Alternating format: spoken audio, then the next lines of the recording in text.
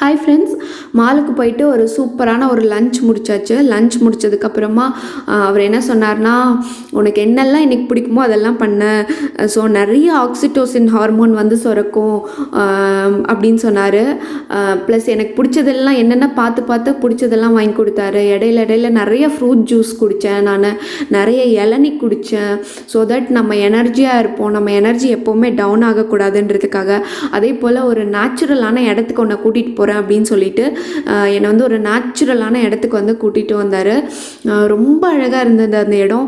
ஃபுல்லாக பார்க்க பார்க்க பச்சை பசேல்னு இருந்தது. கண்ணுக்கு எட்டுற தூரம் வரைக்கும் வயல்காடாக இருந்தது. அவரும் என்னோடய ஃப்ரெண்ட் ஒருத்தவங்களும் என்னை இங்கே கூட்டிகிட்டு வந்திருந்தாங்க. அவர் வந்து ரொம்ப அழகான இடத்துக்கு என்னை கூட்டிகிட்டு போயிருந்தார். என்னை முடிஞ்ச அளவுக்கு ஹாப்பியாக வச்சுக்கிட்டாரு. இந்த மூமெண்ட்ஸ் எல்லாம் சான்ஸே இல்லை. அவ்வளோ ஹாப்பியாக இருந்தேன். ப்ளஸ் என்னை ரொம்ப நடக்க சொன்னார். அவரும் என்னை வாக்கிங் வான்னு சொல்லிட்டு அவரும் கூட சேர்ந்து நடந்தார். நிறைய டைம் அந்த நேச்சுரலாக இருக்கக்கூடிய அந்த இடத்துல எல்லாம் ஃபுல்லாக நல்லா ப்ரீத் பண்ணிகிட்டே நட.